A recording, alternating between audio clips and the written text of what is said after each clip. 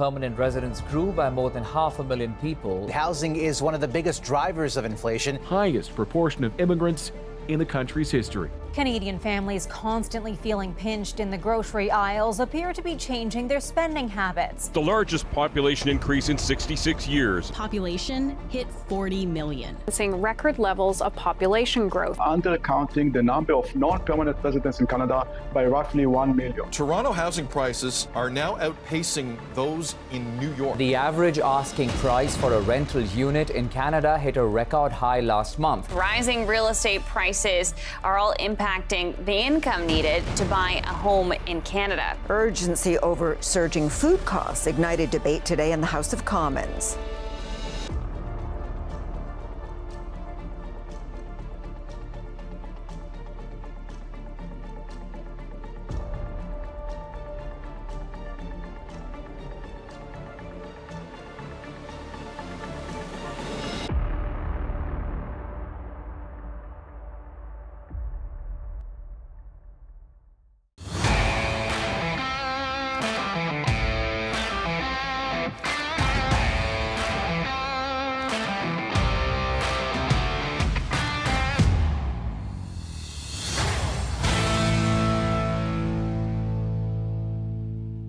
What does the Liberal government, 3 capital investment executives, 2 entrepreneurs, 2 policy specialists, and a senator all have in common?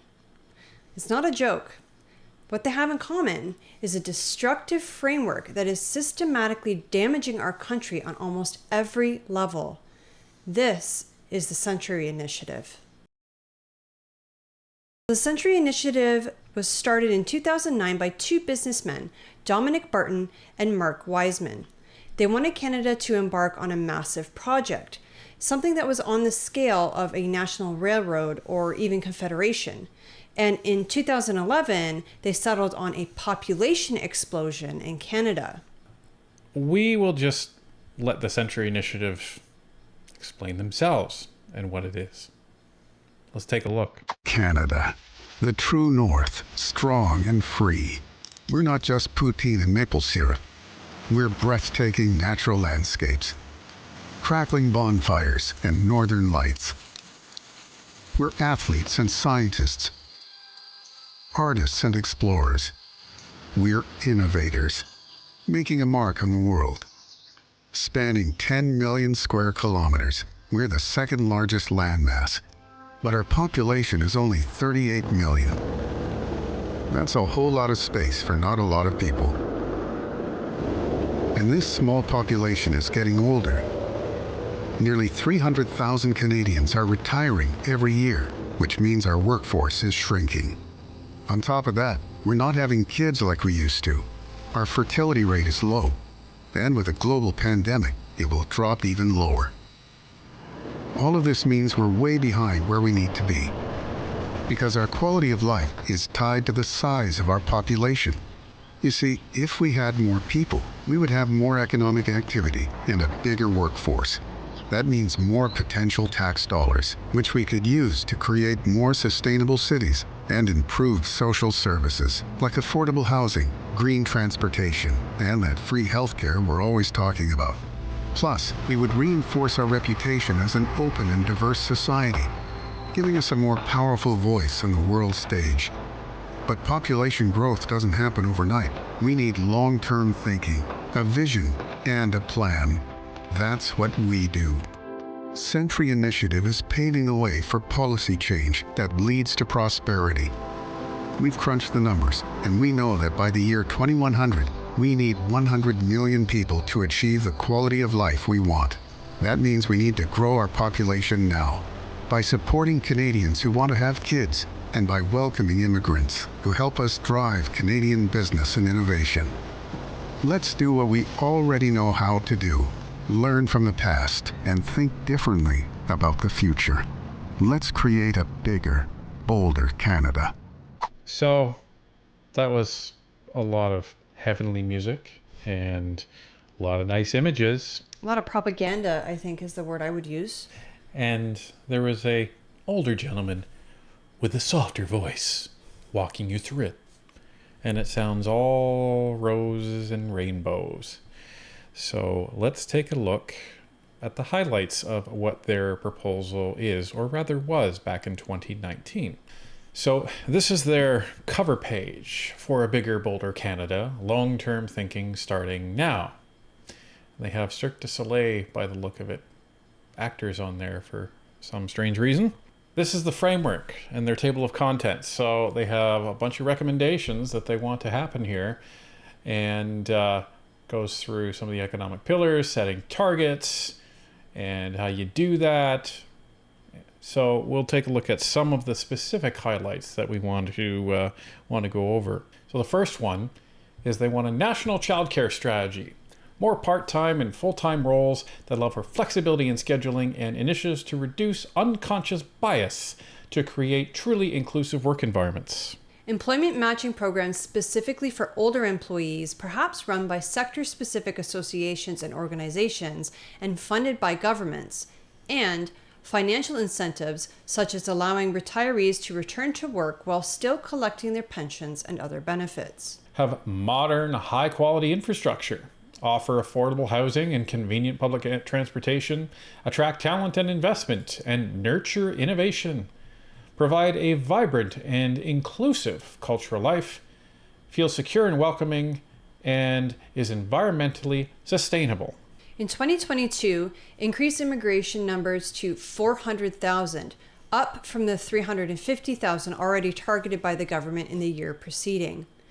Welcome 420,000 new permanent residents in 2023, 450,000 in 2024, and 475,000 in 2025. From 2026 onward, pin the annual immigration target to 1.25% of Canada's population. Today, it is just under 1%. This would equate to approximately 500,000 immigrants in 2026 if Canada's population is around 40 million as currently projected. And at the bottom of that PDF, they have the Century Initiative Board of Directors. Now, this is who was on the board in 2019. You have Dominic Barton, Willow Black, Goldie Hyder, Tom Milroy, Andrew Pickersgill, and Mark Wiseman. So who are these people? We'll come back to that. But for now, let's discuss some of the problems with this initiative. So one of the things that caught both of our attention in that little video is when they said very specifically, our quality of life is tied to the number of people that we have. And my first thought was, talk to countries like China and India, where their population density is actually quite ridiculous. So ridiculous that people are trying to leave those countries in droves to get to countries where the population density is far less. So it's a disaster of an idea. Well, I kind of equate it to if you think about how many pets you have in your home. You probably have a couple. But you wouldn't have like 52 in your home, because you know that the more pets that you have, the less quality of care each one is going to get. Well, and the other thing is it was quite revealing, because they said, well, we need more people to pay more taxes. Right. And more taxes is somehow going to magically mean more money for the government. Sure. But the government is also going to be spending on those people, unless you're giving each person less quality care in healthcare, for example. I mean, how many patients can a doctor have on their roster? If we have 100 million people in the country, they're not going to be having, like thousands upon thousands. Like, there's only so many that a doctor can take care of. Well, and some of the other points are frankly quite disturbing. They're really around reprogramming the mentality of the population.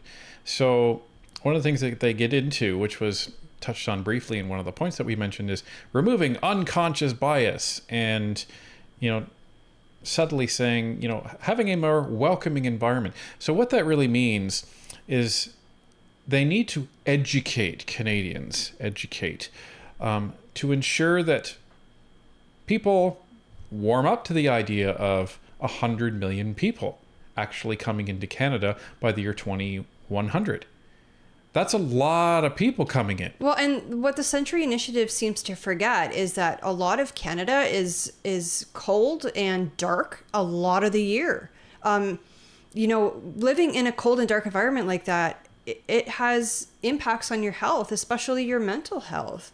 Well, and that's it. And, the other thing that they say at the end of that video is we want to, have incentives for people to have kids. But notice that the incentives are not for a parent to stay home and raise the kid. It's the incentive is, well, let's get you to have a kid and then quickly hand it over to somebody else to raise while you get to work. Right, because they want government-run daycares. The government can raise your kid better than you can, apparently. Well, and they need taxpayers, right? Of course they do. So every working mom is a new taxpayer for the federal government. So you are no longer, it flips everything around in that the government is no longer working for you. You are then working for the government. Your whole purpose is to earn taxes for the government. I mean, it kind of is now, but it gets so much worse when the population explodes in that manner. Right, and the Canadians that are here are just supposed to suck it up and deal with it. And think about the transformation of focusing on immigration to actually transform Canada. It will be nothing like the Canada of today if this were to actually happen, because you are almost tripling the amount of people in Canada within less than 80 years now. So the cultural destruction that will actually have to this country, you can't even begin to calculate that. And this is a huge issue in Quebec, where they are worried about being erased, like having their French language, their French culture completely erased by this influx of newcomers. Right, and I think that gets lost a lot of the time because, just like Quebec doesn't really care about what happens to the rest of Canada, a lot of Canada doesn't really care about what happens to Quebec because they're, very separate in many, many ways. But what it comes down to is there's so many problems and catastrophic consequences to something like this that they don't even acknowledge. Never mind, they talk about building infrastructure. You know how much infrastructure you need for that many people? It is astonishing, especially in a place like Canada, where we have so many places where that infrastructure just does not exist. So those are just some of the issues with it, because we don't have about 2 or 3 hours to actually walk through this with you. But does this actually have a chance of being implemented? Well, the terrifying thing, if some of you didn't know, is that it already is in full swing. In 2021, the Century Initiative registered as a lobbyist organization. They had a total of 4 meetings, just 4. 2 were with the Conservatives, 1 with the Liberal Party, and 1 with the NDP. On May the 11th of 2023, the Bloc put forward an opposition motion to squash any notion of the Century Initiative, and despite lobbying the Conservatives, Pierre clearly laid out his position. The Prime Minister wants to focus on the priorities of the big multinational corporations like Dominic Barton, like McKinsey, an organization, where the former CEO has received over $100 million in contracts from this government, and who has a dream to change this country into some kind of utopia. Well, Mr. Speaker, I will never listen to those people. I will listen to the good common sense of everyday Canadians, the people who go to work every day and do the work. My conservative, good common sense government is going to repair this damage, and that's why I'll be voting for this motion to reject Dominic Barton and the Century Initiative, and to rebuild our immigration system on good common sense, the good common sense of everyday Canadians. Thank you, Mr. Speaker. Wait a second. Pierre was saying that guy was from McKinsey? Yeah. I thought this was about the Century Initiative. Well, maybe it's time we take a little closer look at who is on that board. So, in 2019, the board members consisted of Dominic Barton, Willa Black, Goldie Hyder, Tom Milroy, Andrew Pickersgill, and Mark Wiseman. So who are they? So Dominic Barton is a former global managing director of McKinsey. And he was also a former Canadian ambassador to China appointed under the Trudeau government.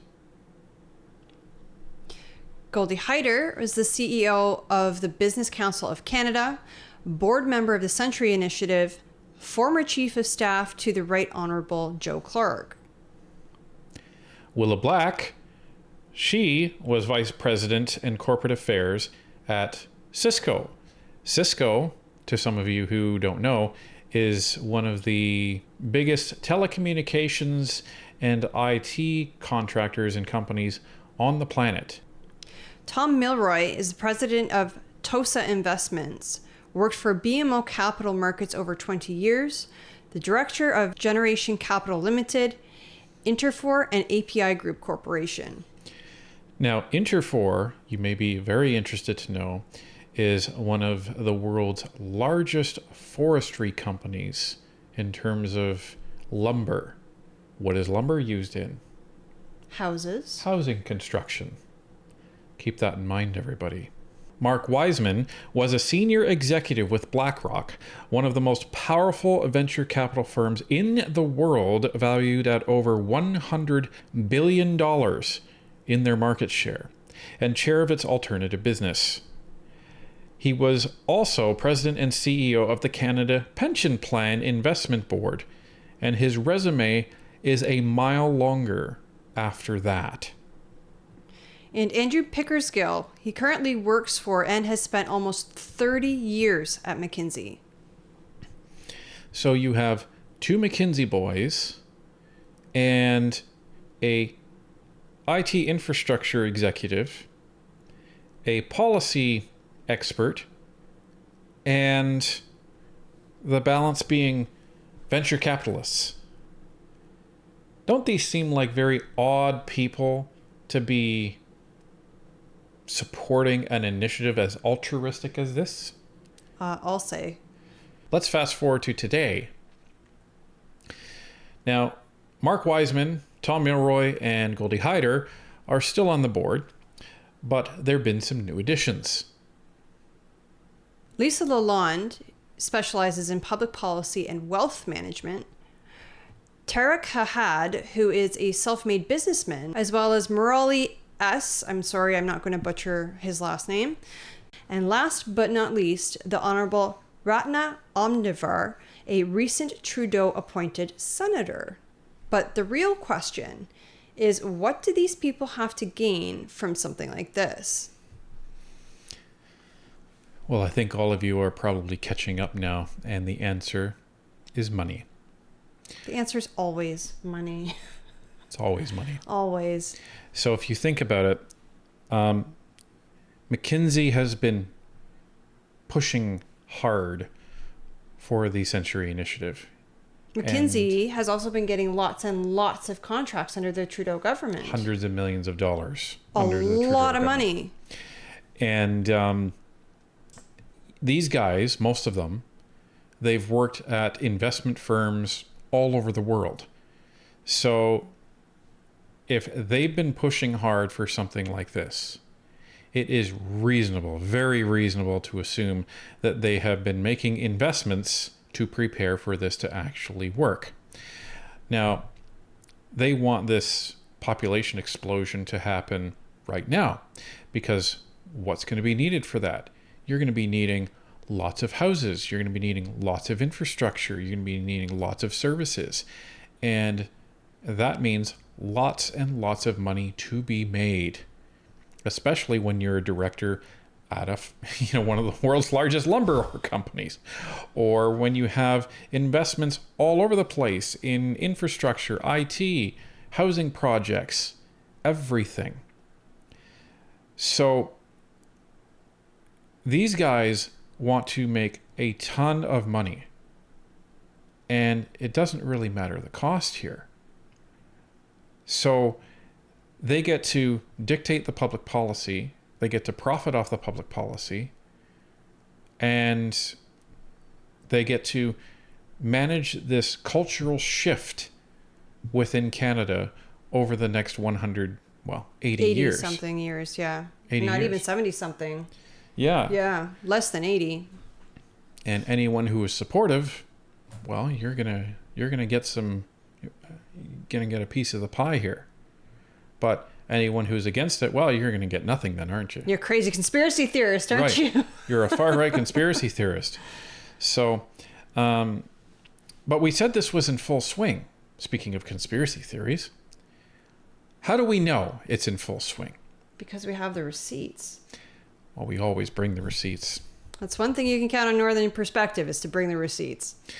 So, if you look carefully, this is where a chill starts to, run up the back of your neck. The Century Initiative essentially laid out almost all of Trudeau's 2021 election campaign. Trudeau announced a national childcare strategy. Funny enough, that was one of the first things on the list of the Century Initiative. You need a national childcare strategy. Well, check mark. He announced employment matching programs for seniors and financial incentives for them to keep working. That was the second bullet. They tried in their own way to make Canada an attractive place to invest and launched DEI and inclusivity initiatives all over the place. Organizations around Canada are being forced to do this to make them more inclusive. And it's absolutely happening in the public sector. Absolutely. And in our schools, in every single way, to recondition and re-educate Canadians. But the biggest proof is in our population growth. So this is a graph. This is not from Stats Canada. It's not from the Government of Canada. This plots Canada's population growth. Now, you see that it's been, relatively consistent under the Trudeau management, I will say. And then obviously in 2020 it kind of flatlined, and in 2021 it went down even more. What happened in 2021? Well, you had the Century Initiative lobbying the government. They didn't really have a lot of effort, at least officially, lobbying the government. But immediately after, because remember, they met with them in May of 2021. And shortly after that, what did Justin Trudeau do? He called an election. He called a snap election. Now, many will theorize that it was because they were getting close to discovering the Winnipeg lab scandal and were trying to prevent the papers from being leaked. And that was one of the reasons, or the reason, that Trudeau called the election. We can't say for sure. But right after this election was called, our population growth exploded. So you can see in 2022, changes were made to immigration. And it took a steep increase, far steeper than the previous 6 years. And then in 2023, it catapulted with 1.1 million people coming in the country in 2023.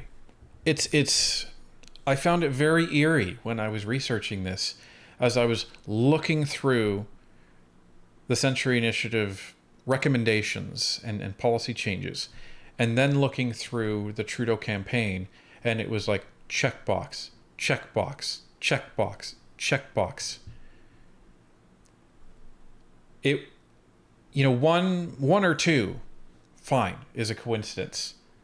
But almost every single recommendation that the Century Initiative made was in the Liberal campaign. Yeah. And you're seeing it laid out and deployed as we see it. It's like the Liberals ran on the Century Initiative's platform. Right. They're trying to dump money into infrastructure and into housing all across the country, right? Which is matching what the Century Initiative is saying.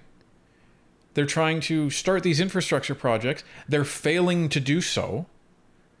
But the thing that they got out of that 2021 election that they didn't have beforehand was a majority government because they had this supply and confidence with the NDP. That's right. So our theory is one of the reasons he called the snap election was to A, try and get that majority government. All political analysts agree on that. But other than, other than the obvious reason as to why, because it's easier to run a majority government, this would allow him to implement the Century Initiative very easily. And not only that, but don't forget the Century Initiative did meet with the NDP once. Right. Now, speaking of that, you may be wondering, okay, so the Bloc proposed this motion to squash the Century Initiative and the Conservatives disagreed with it. So what happened with that? Well, here's the vote. And as you see, the NDP sided with the Liberals. Of course they did. So isn't it interesting that the Century Initiative met with the Liberals first and then they met with the NDP last? Maybe gave some time for the Liberals to talk to the NDP and say, hey, this is going ahead. It's part of our supply and confidence agreement that we're going to sign with you guys once we win the elections. So now this is speculation. It is. But everything about this is too coincidental to just be chance. Well, and here's the other thing. There were no more meetings following that. Lobbyists never stop. That's right. They don't stop until they get what they want. And the other thing that we found is that the Century Initiative, they deactivated themselves as a lobby lobbyists. group. Yeah. They're still a registered charity, however. Interesting how these lobby groups become registered charities. Right? And they're all run by venture capitalists. But to me, that says we've accomplished what we needed to. Because if you've accomplished your goal, what do you need to lobby anymore? And I really do wonder, because we don't know exactly what went down in those meetings, but I wonder if they had 2 meetings with the Conservatives because they couldn't convince them the first time. It's possible. It's very, very possible.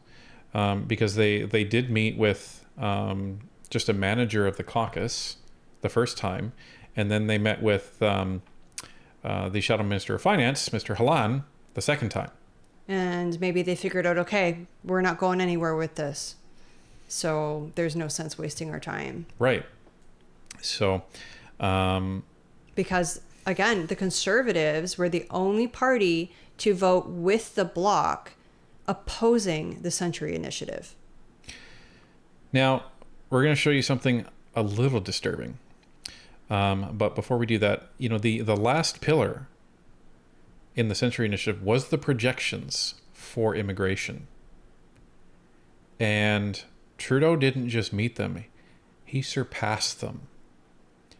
And he has stated that they want 500,000 people a year, which is exactly what the Century Initiative says. And it plans to increase it every year based on the projection being 1.25% of Canada's total population at the time, which will go up every year. Therefore, the amount of people coming in every year will go up as well. So here's the disturbing thing. You can actually watch Canada's population increase in real time. So this is available on StatsCan's website, and we've put a link in the description so that you can watch as well. So some things to note. You'll notice that the fastest growing segment is the non-permanent resident. In second place is someone that's going through the formal immigration process. Third is birth, actually people having babies in Canada, and the last is a interprovincial migrant, that's just somebody who moves from province to province. The depressing one is the death rate that kind of counts down there, but you can see that over 4,200 people have come into Canada since midnight of last night. So, like, you're seeing this day by day by day by day. So that's one day, 4,200 a day. So in 10 days, that's 42,000. In 30 days, that's 120,000 people. Now, that number doesn't just include immigration. It includes migration. It also includes births. Yep, and temporary people, right? So it includes all of those people. But all of those people in Canada are consuming resources. They're consuming our healthcare system. And they all need homes. Well, and I mean, 42,000 people in 10 days. Let's go with that number. That's the size of some small cities. Yeah. What are you going to do with that many people? Well, that's a lot of people who need homes, who need doctors, who need education, childcare, etc. Well, according to the Century Initiative, the more people you have, the better life gets. Well, to be fair, they said that your quality of life was tied to how many people there were. Yeah, they didn't say that more people equals better quality of life. Right. So they implied it, but they weren't explicit. So the terrifying thing is that this is in place. The good news, we always say the good news for last, is that Justin Trudeau and his Liberal government are failing at implementing this to a catastrophic degree. Now, unfortunately, that's having a really terrible effect. It's having a terrible effect on everybody, not just Canadians who are already here. It's having an effect on people who are immigrating here, people who are migrating here temporarily for school or for work. It's having a terrible effect on everybody, and that's not right. No. You know, we're not against immigration, but too much too fast is detrimental to all involved because it affects services. There's no homes. It drives the cost of shelter through the roof. That's why rents are so expensive. It's not a good situation for anybody except the guys profiting off it at the very, very top. We see especially broken is the immigration system, which leaves 1 million immigrants waiting longer than the acceptable wait time to get into Canada. We see international students abused and exploited by human traffickers, shady consultants, some of them losing their lives and being sent back to places like India in body bags because this Prime Minister and his government have failed to protect them from the predators and the scam artists that are destroying their lives. We see 20,000 brilliant immigrant doctors blocked from working in their professions by government gatekeepers. 32,000 immigrant nurses blocked from their jobs. It boils my blood to sit in a hospital waiting room for 5 hours with my daughter who has a migraine headache because there aren't enough doctors and nurses while gatekeepers block brilliant immigrant doctors and nurses from doing their jobs. Right. And, you know, funny enough, the more people that are here, less houses are, more you can charge for houses because everybody wants one. That's right. And same with rents. Like, it's not even about owning a home. It's about finding a place to live. And unfortunately, our homeless population has just exploded because many people are being taken advantage of. Their rents are being raised more than they can afford, and they're being evicted. Again, this whole thing is just a horrible situation for absolutely everybody involved, except for the guys pulling the strings. So the real good news, folks, is that Pierre and the Bloc, they've already voted against this. You can count on the Bloc voting against this because they want to protect the language, and the language, of Francophone Canadians is at a serious threat when it comes to an initiative like this.